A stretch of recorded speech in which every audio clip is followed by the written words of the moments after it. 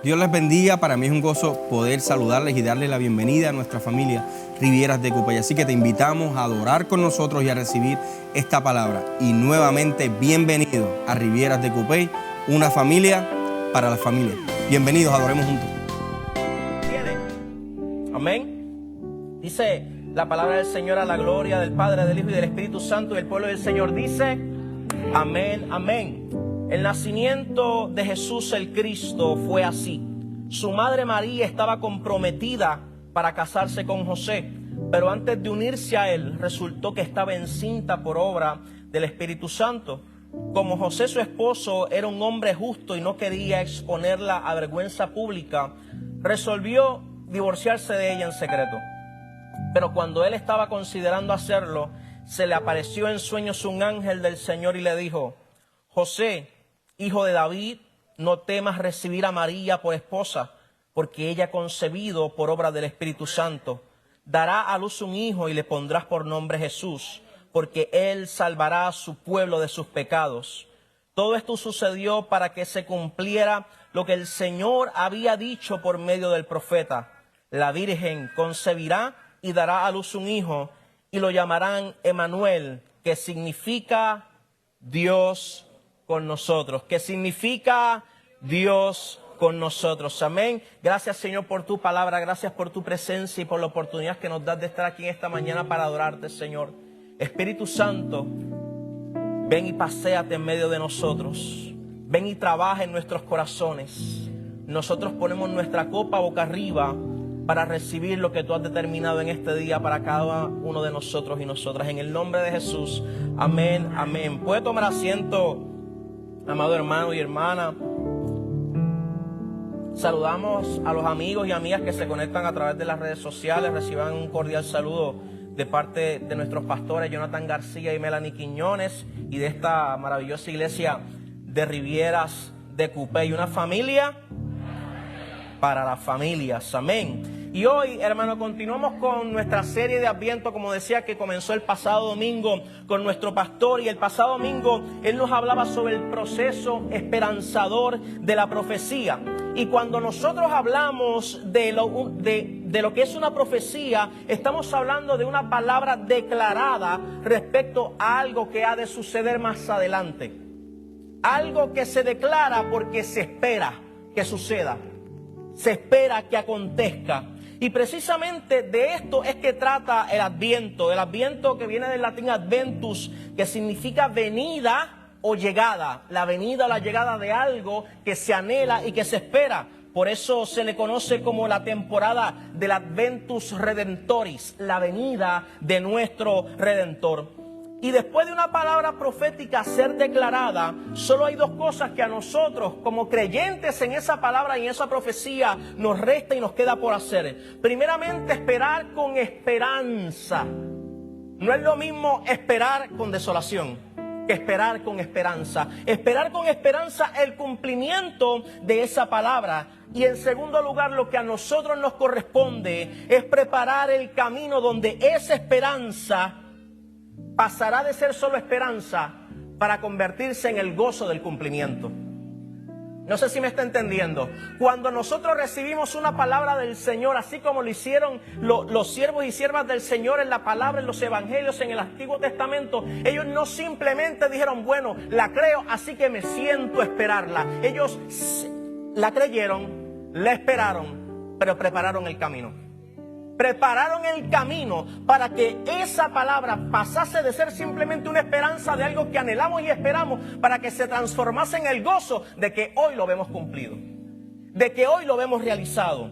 El gozo del cumplimiento, porque esa palabra se ha cumplido. Y en este día nosotros celebramos con ese gozo de cumplimiento, porque por medio de Jesús sabemos que se cumplieron las palabras y las profecías que habían sido declaradas en el Antiguo Testamento. Pero también continuamos celebrándolo con esperanza mientras continuamos preparando el camino, un camino esperanzador para quien fue, quien es y quien ha de venir. Un camino del Cristo que esperamos, su segunda venida. Y de alguna u otra forma, con excepción del Evangelio de Marcos, Todos los evangelios relatan el proceso que se dio antes del nacimiento de Jesús. Relatan en diferentes formas ese proceso. Mateo primeramente nos relata la revelación del ángel a José, donde le dijo que le pondría por nombre Jesús para que se cumpliese la escritura que decía que sería llamado Emanuel, que significa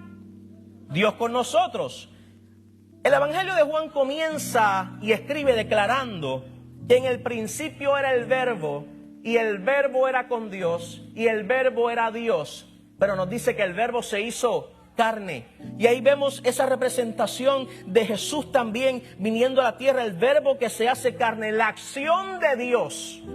Si usted recuerda lo que usted aprendió en la clase de español y las partes que tiene una oración, tiene sujeto, tiene predicado, tiene verbo. Y si usted recuerda lo que nos enseñaron, el verbo era la acción en la oración. Jesús era la acción de Dios que se hizo carne y se hizo presente en medio de nosotros.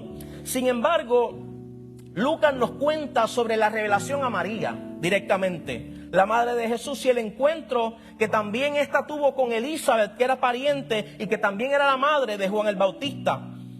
Pero también Lucas se enfoca en hablarnos en el peregrinaje de José y María, el peregrinaje que tuvieron que hacer para llegar hasta Belén, donde posteriormente Jesús iba a nacer. A pesar de que los profetas ya le habían dicho, habían declarado en la antigüedad que Jesús habría de nacer en Belén, que el Mesías habría de nacer en Belén, esto no fue el verdadero motivo para que José y María emprendiesen este viaje hasta Belén de Judea. El verdadero motivo era que la ley establecía que para el censo que estaba decretando el imperio, cada quien tenía que regresar a su pueblo natal, porque allí era donde eran contabilizados. Allí era donde eran contados en el censo. No es como acá que usted saca en su pueblo tal vez por primera vez la tarjeta electoral, pero después usted puede votar en cualquier otro lugar si se vuelve a registrar en otro lugar. No, acá usted tenía que regresar al lugar natal donde usted había salido, donde había sido registrado por primera vez, para ser nuevamente contabilizado.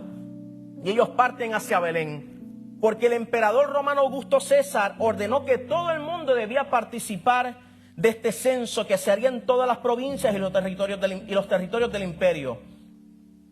Y al José principalmente ser natural de Belén de Judea, tuvieron que hacer este viaje y emprenderlo desde Nazaret hasta Belén de Judea. Y fíjese, cuando yo hice el ejercicio de irme al mapita y buscar la información, y la distancia que hay desde Nazaret, desde donde ellos salieron hasta Belén de Judea, era aproximadamente unos 150 kilómetros, o para nosotros que hablamos más en cuestión de millas, unas 80 millas. O sea, estamos hablando poco menos en millas de lo que mide Puerto Rico, el 100 por 35. Pero no piense que eran 80 millas de distancia recorridas por una autopista, por un camino embreado, no. Fueron 80 millas por un desierto árido, 80 millas con altas temperaturas en el día y bajas temperaturas en la noche. María siendo cargada por un burro en zonas montañosas, en una estación del año que los conocedores explican que era una estación bastante lluviosa. En la época de otoño, para esa zona era bastante lluviosa y se generaban fuertes lluvias y tormentas. Y ambos, José y María, dirigiéndose hacia Belén para también ser víctimas de un sistema opresor. Porque créame que el censo que el César quería hacer no era para entonces decir, bueno, tenemos tanta gente, vamos a empezar a darles tantos beneficios. No, el censo era para decirles cuántos tenemos, vamos a saber cuánto más les vamos a pedir entonces. Cuánto más les vamos a imponer para que tengan que pagar en tributos e impuestos al Estado.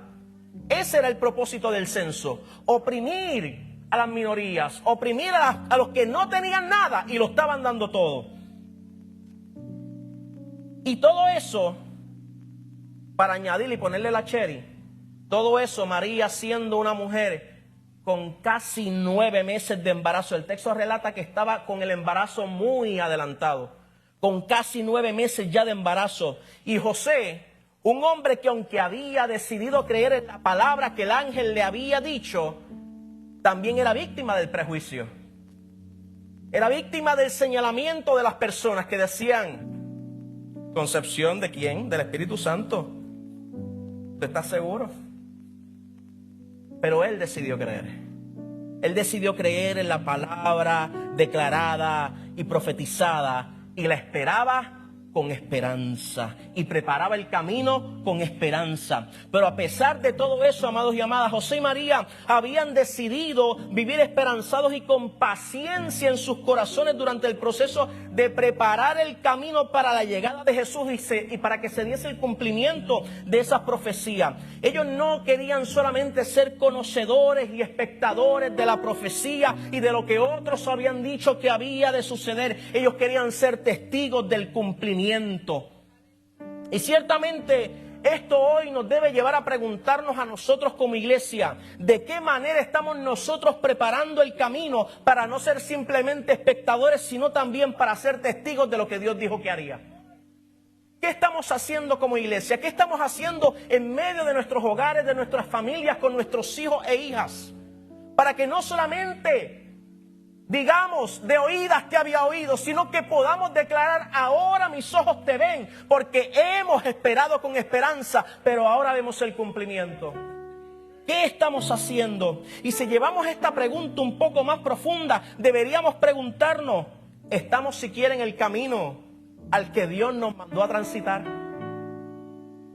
¿Estamos siquiera en el camino que se supone que estemos transitando para que ese cumplimiento se dé? El camino que estoy transitando hoy fue un camino diseñado y escogido por mí, o es el camino que, aunque quizá no conozco el destino al que me dirige, puedo declarar, Emanuel, Dios conmigo. Emanuel, Dios con nosotros, porque aunque tal vez no conozco el destino final del camino, sí conozco quién ha trazado el camino y con eso me basta. Con eso me es suficiente para seguir caminando con esperanza, creyendo en lo que Dios dijo que haría. Un camino esperanzador, iglesia, requiere que también reconozcamos cuando nos estamos desviando del camino. Un camino esperanzador requiere que reconozcamos cuando ni siquiera estamos en el camino al que Dios nos envió a transitar. Por eso me gustan las palabras de Juan el Bautista en Lucas 3:4. Y dice, así está escrito en el libro del profeta Isaías. Voz de uno que grita en el desierto, preparen el camino del Señor, háganle sendas derechas. Todo valle será rellenado. Toda montaña y colina será allanada. Los caminos torcidos serán enderezados. Las sendas escabrosas quedarán llanas. Y todo mortal verá la salvación de Dios.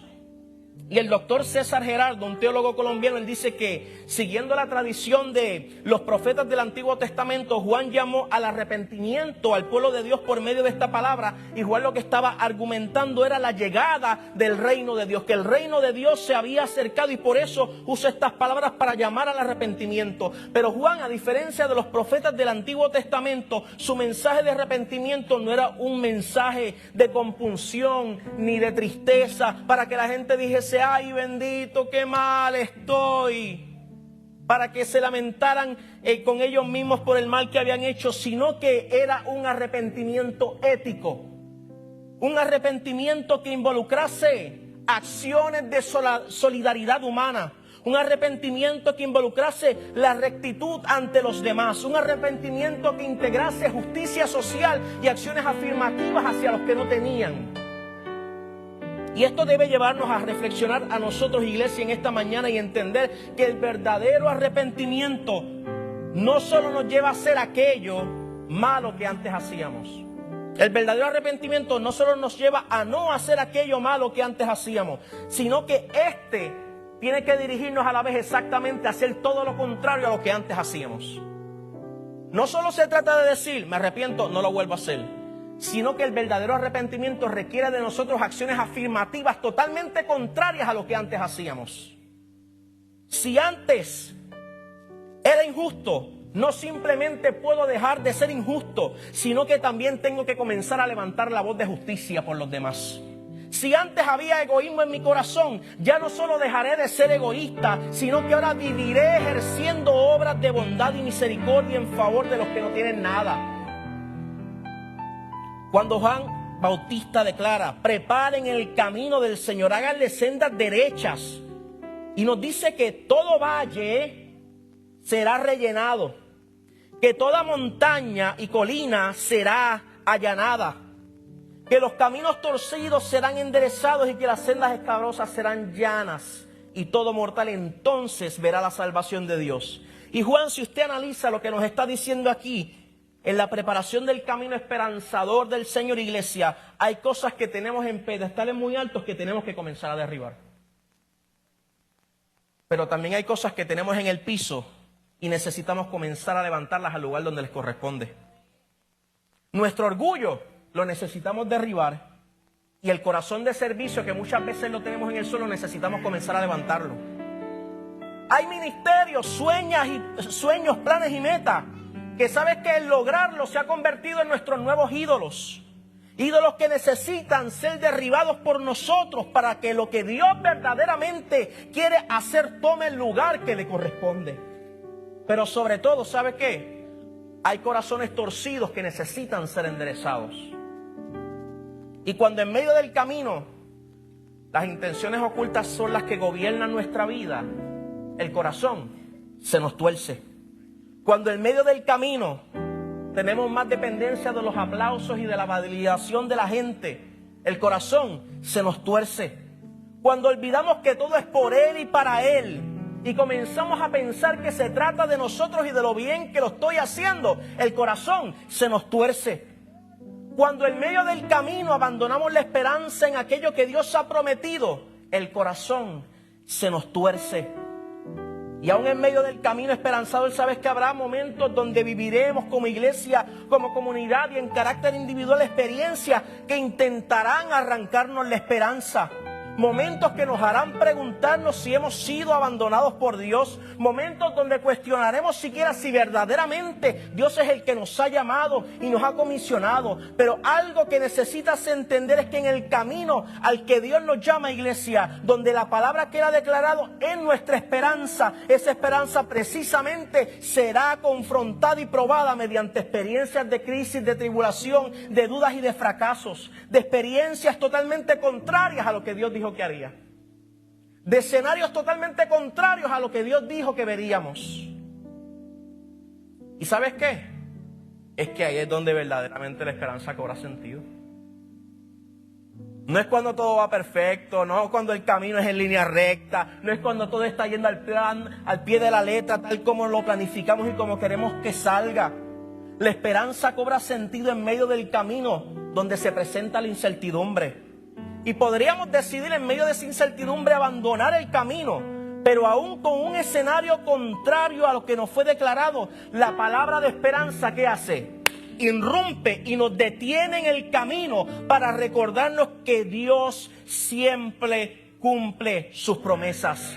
La palabra en el camino nos detiene para recordarnos que Él es Emmanuel, Dios con nosotros. Una esperanza fundamentada en la verdad de Dios que es activa y que nos impulsa a seguir, que nos impulsa en medio de las dudas, que nos impulsa en medio de las tribulaciones, que nos impulsa en medio de los cuestionamientos, pero que cuando es necesario, por causa de que nos estamos desviando, también nos detiene. Nos impulsa, pero cuando es necesario, también nos detiene para que retomemos el camino de la esperanza. Y por eso me fascina cuando el Evangelio de Lucas en el capítulo 24:13 nos relata que después de la crucifixión de Jesús, 2 discípulos iban caminando a una ciudad llamada Emaús. Y probablemente este relato usted ya lo ha escuchado muchas veces. Y el texto dice que estos 2 discípulos iban caminando confundidos, desesperanzados porque Jesús había muerto. Y aunque habían escuchado de la resurrección, su actitud estaba en modo ver para creer. Habían escuchado que unas mujeres por ahí andaban diciendo que Él había resucitado, pero estaban en ver para creer.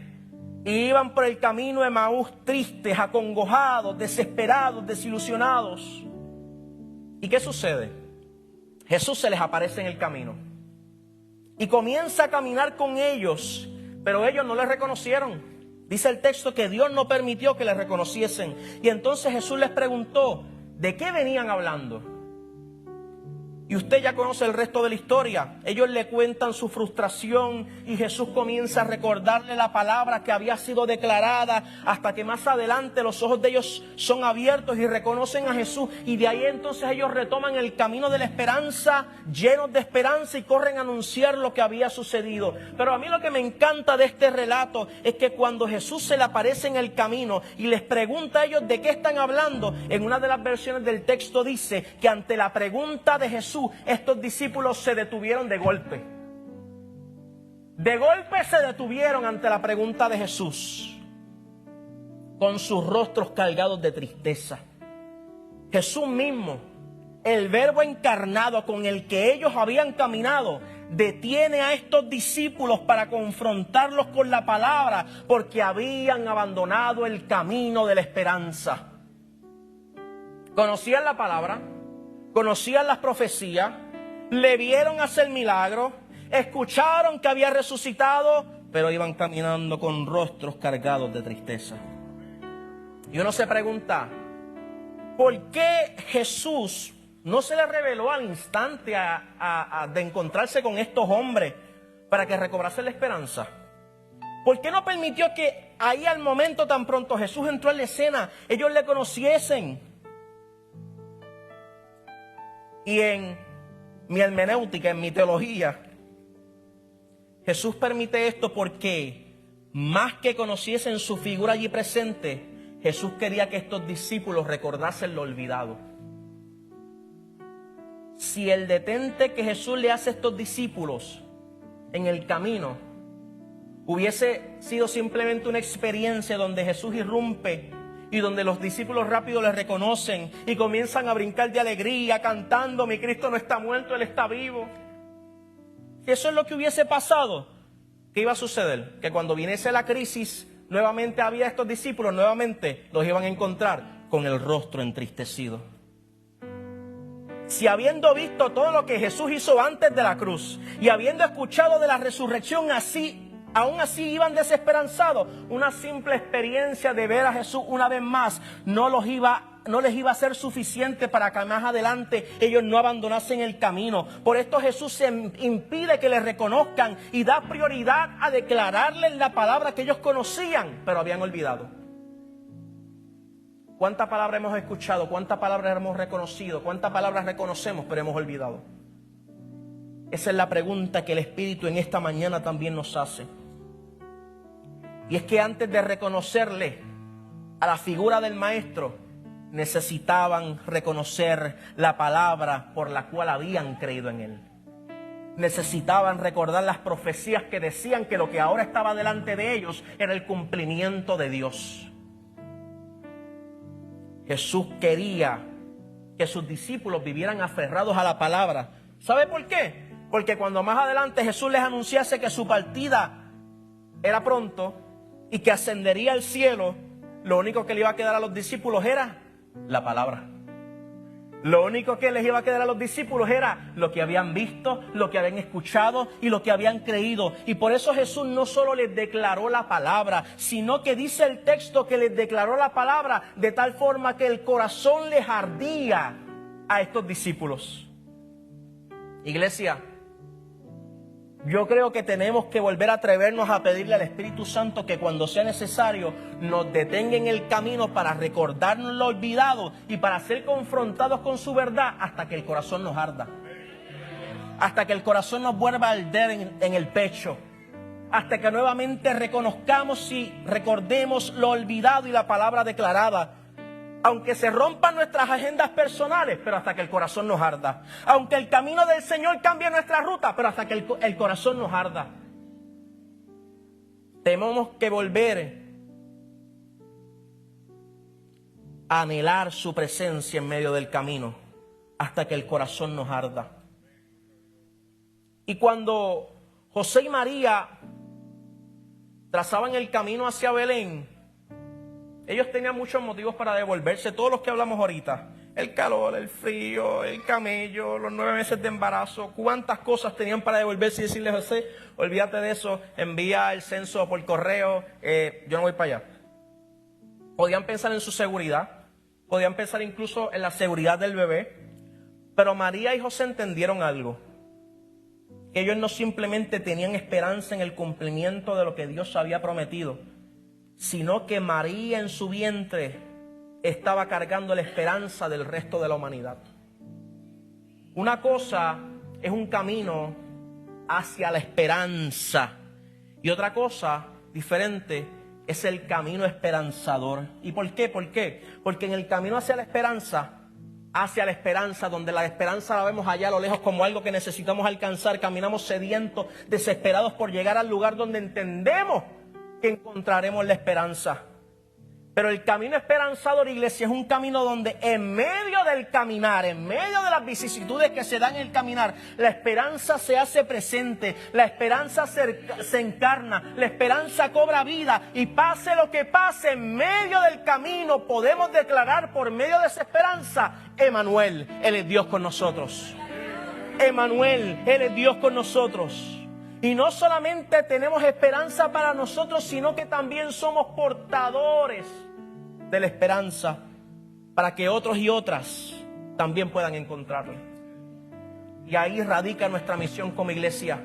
No solamente ser conocedores de la esperanza, sino entender que portamos la esperanza para que sea declarada. Por medio de la justicia, por medio de la gracia, por medio del amor, por medio de la misericordia, por medio de la forma en la que nos derramamos para que otros también en el camino puedan ser detenidos por el Maestro, para recordarles que Él es Emmanuel, que Él es Dios con nosotros, que Él está presente, que estuvo, que está y que vendrá por su iglesia. Bendito el nombre de Jesús. No solo es esperanza para nosotros, sino que también somos portadores de esperanza. Por eso José y María podían declarar: aunque el imperio nos oprima, Emmanuel. Aunque el desierto sea árido, Emmanuel. Y por eso hoy, iglesia, es que nosotros también podemos decir: aunque el camino sea duro, Emmanuel, Dios con nosotros. Aunque la crisis ha tocado nuestra puerta, Emmanuel, Dios con nosotros. Aunque a veces las fuerzas no nos dan en medio del camino, Emmanuel, Dios con nosotros. Y aunque otros renuncian a la esperanza, nosotros recordamos que Él es quien fue, quien es y quien ha de venir. Nosotros no renunciaremos porque Él es nuestro Emmanuel, nuestro Dios con nosotros. Y mientras leía, ¿sabe qué? Como decía ahorita, es en medio de las pruebas y las crisis que la esperanza cobra sentido. Es en medio de las dudas. Si no sería un mamey, si no sería sencillo, una línea rectita hacia lo que esperamos o lo que queremos recibir. Pero la esperanza es la que, aún en medio de las curvas y en medio de las dudas, nos mantiene firmes en el camino. Algunos de los expertos incluso opinan que Juan el Bautista, en un momento dado, él también perdió la esperanza, porque Juan el Bautista, los teólogos establecen, algunos creen que era parte de una comunidad llamada los Esenios, que fue una comunidad que se cansaron de ver que en el templo se hacían sacrificios, pero nada pasaba. En el templo se daban ofrendas y holocaustos, pero nada pasaba. Y esta comunidad de los qumranitas, de los esenios, ¿qué hicieron? Decidieron despegarse del resto de los judíos, porque habían perdido la esperanza en las profecías y en la forma en la que las profecías decían que el Mesías habría de venir. Pero más adelante, cuando la teología de Juan el Bautista es analizada, nos damos cuenta que Juan el Bautista también en algún momento estuvo fuera del camino. Pero hubo una palabra esperanzadora que le hizo recordar, es que no, si yo creí esto y Dios dijo que lo haría, yo necesito volver al camino donde Él dijo que lo iba a hacer. No a mi propio camino donde yo pienso que puedo llegar más rápido. No por mi propia voluntad donde yo opino que tal vez corto par de semáforos y llego más rápido al destino. Sino al camino donde Dios dijo que lo iba a hacer.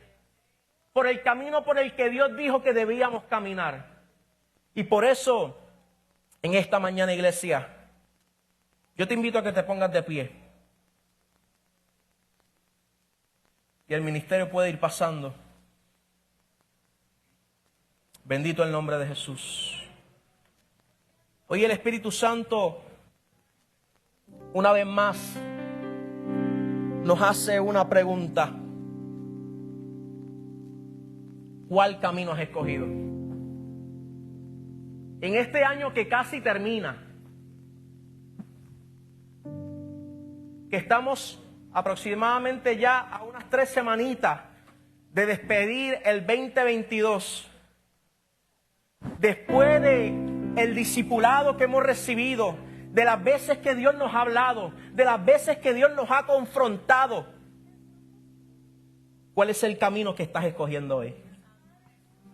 Porque usted sabe cuál es el problema, que era lo mismo que podía pasar con los discípulos del camino de Emaús, que muchas veces basamos nuestra esperanza en las experiencias.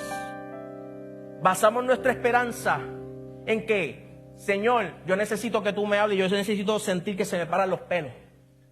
Yo necesito sentir un fuego. Yo necesito sentir esto y yo necesito sentir lo otro para saber que eres tú, para saber que no son cosas mías, y basamos toda nuestra esperanza en experiencias.